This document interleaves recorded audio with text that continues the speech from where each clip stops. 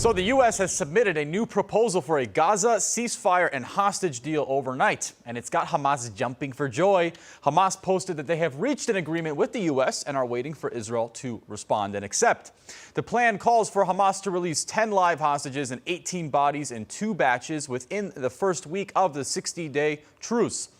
In exchange, Israel would free 125 Palestinian terror convicts serving life sentences, 1,111 Gazans detained since October 7, 2023, and 180 Palestinian bodies that are held by Israel.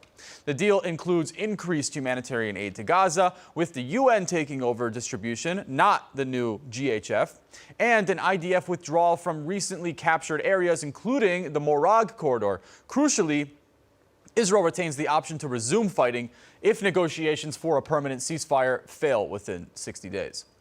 What a horrible deal. I mean, seriously, I could direct each and every detail explaining why this is a bad idea. Not to mention almost 1,300 terrorists being released in exchange for anything less than all of our hostages is just bad. Hamas stays in power, resumes control over the aid flow, which they can use to skim off the top, fueling the false narratives that Gazans are starving, and Israel has to release their hold on newly captured areas with massive strategic positioning. But guess who loves it? Apart from Hamas, obviously. Opposition leader Yair Lapid, the guy that literally wrote a book calling Jacob's brother Esau the good guy in the story.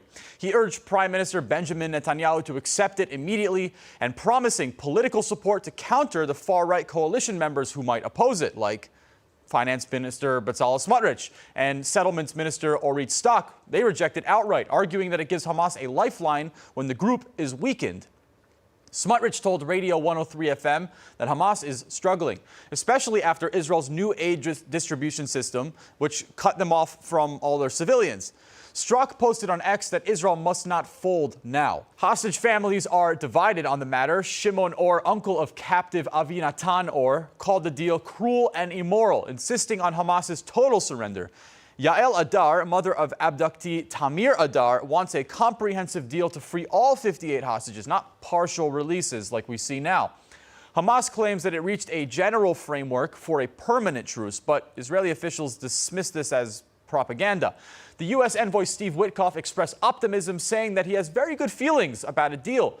But the divide in Israel shows that there's no easy path forward.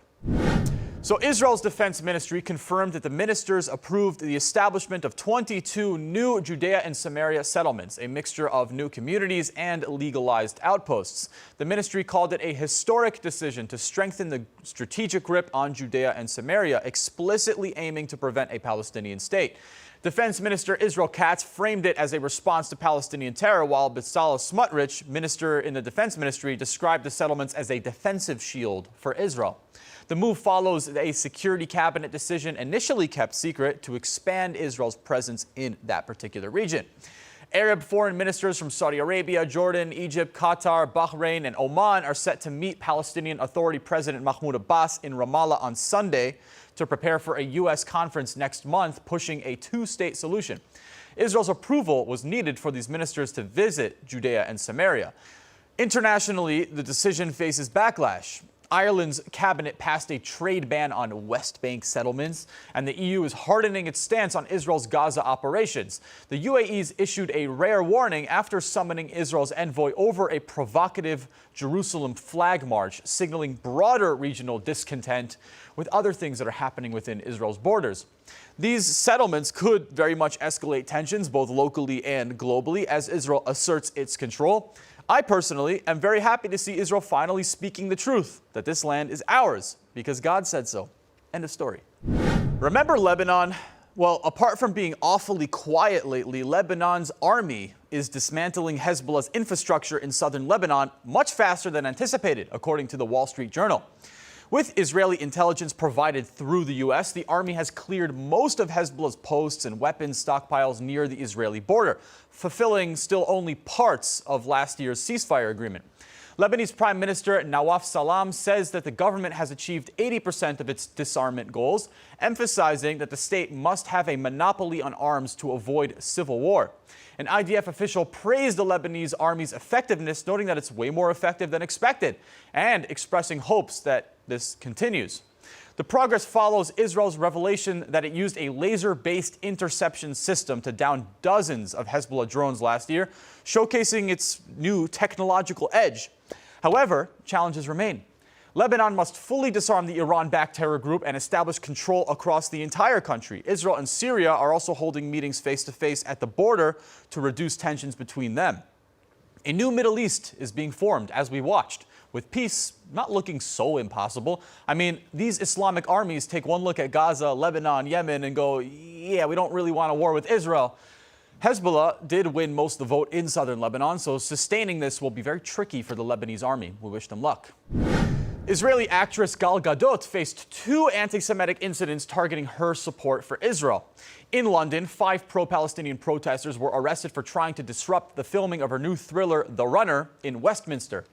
They blocked access to the set, part of a pattern after similar protests at her Hollywood Walk of Fame star ceremony in March.